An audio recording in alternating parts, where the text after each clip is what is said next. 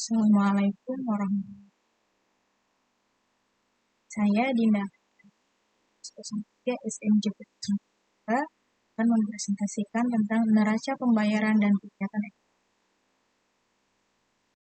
neraca pembayaran. Neraca pembayaran adalah catatan yang dilakukan secara sistematik atas keseluruhan transaksi ekonomi yang dilakukan oleh suatu negara dengan negara lain yang berupa perdagangan barang dan jasa, transfer keuangan, dan moneter antara penduduk Indonesia dengan penduduk luar negeri selama satu periode tertentu. Sedangkan dalam Kamus Besar Bahasa Indonesia, neraca pembayaran berarti perbandingan penerimaan uang antara dua negara dalam perdagangan dunia. Daftar perkiraan yang terperinci tentang transaksi perdagangan yang diselenggarakan oleh negara dalam jangka waktu tertentu.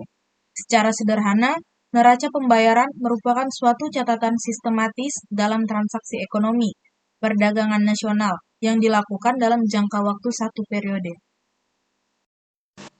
Jenis-jenis neraca pembayaran terbagi menjadi 3. 1. Neraca pembayaran defisit. 2. Neraca pembayaran sulfur. 3. Neraca pembayaran seimbang.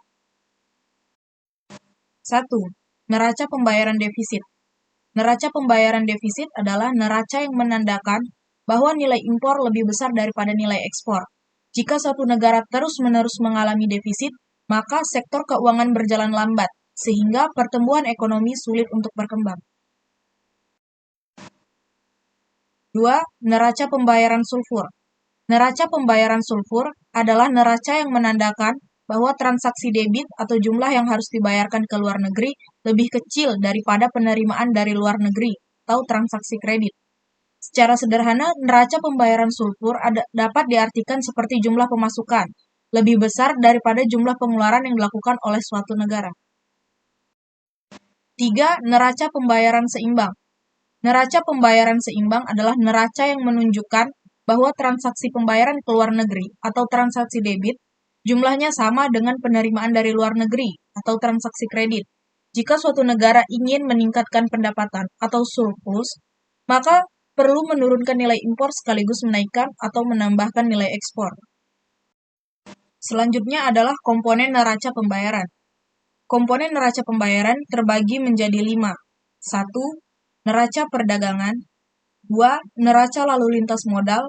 3. Neraca lalu lintas moneter. 4. Neraca hasil modal. 5. Neraca jasa. 1. Neraca perdagangan. Neraca perdagangan adalah sebuah data yang berhubungan dengan perbandingan nilai ekspor dengan nilai impor suatu negara yang terjadi dalam satu periode. 2. Neraca lalu lintas modal. Neraca lalu lintas modal adalah pencatatan yang ada di dalam neraca yang mencatat setiap peminjaman dari luar negeri atau kredit serta pinjaman atau kredit yang diberikan kepada negara lain. 3. Neraca lalu lintas moneter. Neraca lalu lintas moneter adalah pencatatan yang ada di dalam neraca yang mencatat tentang perubahan atau pertumbuhan cadangan devisa pada suatu negara. 4. Neraca hasil modal. Neraca hasil modal adalah pencatatan yang ada di dalam neraca yang mencatat semua pembayaran dan penerimaan dividen, berbagai macam hadiah yang diberikan oleh negara lain, dan bunga gaji tenaga asing. 5. Neraca jasa. Neraca jasa adalah pencatatan yang ada di dalam neraca yang mencatat transaksi jasa yang dilakukan suatu negara dan diterima oleh negara lain selama Selanjutnya, transaksi neraca pembayaran. Transaksi neraca pembayaran terbagi menjadi 3. 1. Transaksi berjalan. 2. Transaksi modal. 3. Transaksi finansial. Transaksi berjalan. Transaksi berjalan adalah transaksi yang berkaitan dengan ekspor dan impor, berupa barang dan jasa dalam kurun waktu 1 tahun. Transaksi berjalan terdiri dari neraca perdagangan atau transaksi barang, transaksi jasa, pendapatan primer, dan pendapatan sekunder. Namun pada umumnya, transaksi berjalan digunakan untuk menilai atau mengukur neraca perdagangan. Transaksi modal. Transaksi modal biasanya dipakai untuk mencatat hasil bersih yang diperoleh dari transaksi pengeluaran dan pendapatan modal. Transaksi modal terdiri dari aset tetap dan hibah investasi. Sebagian besar transaksi modal berupa transfer modal.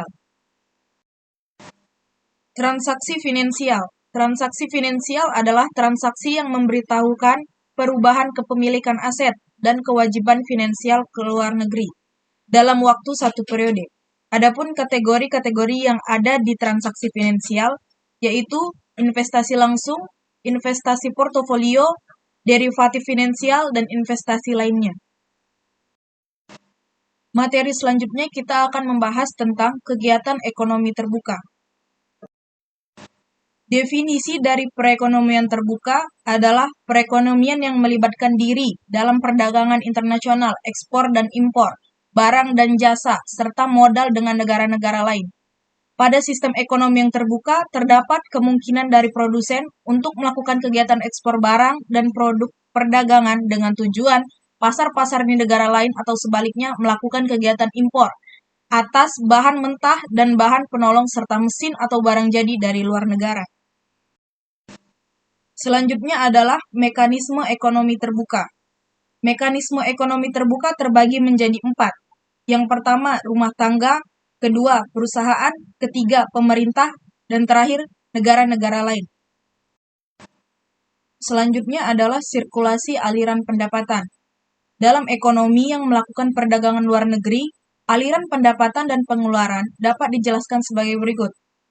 Apabila aliran pendapatan dan pengeluaran diperhatikan, maka akan didapati bahwa aliran yang berlaku dalam perekonomian terbuka adalah berbeda dengan perekonomian 3 sektor, sebagai akibat dari wujudnya kegiatan ekspor dan impor.